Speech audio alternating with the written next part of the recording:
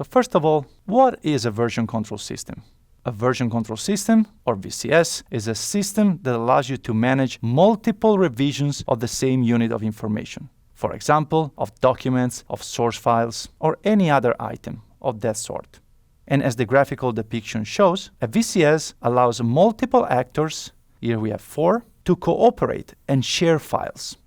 Now let's drill into these concepts in a little more detail. And let's do that by discussing why is VCS useful, especially in the context of software engineering and of software development. So first of all, using a version control system enforces discipline because it manages the process by which the control of items passes from one person to another. Another important aspect of VCS is that it allows you for archiving versions. So you can store subsequent versions of source control items into a VCS. And not only you can store versions, you can also maintain a lot of interesting and important historical information about these versions.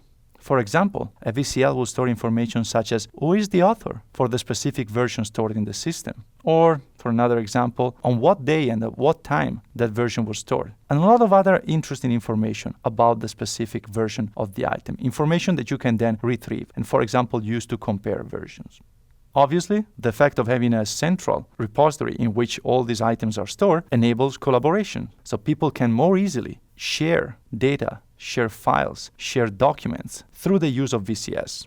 And I'm sure that you all had the experience of deleting a file by mistake, or modifying a file in the wrong way, or in the most common case of changing something in your code, for instance, and breaking something and not being able to go back to a version that was working. Not remembering, for example, what is that you changed that broke the code.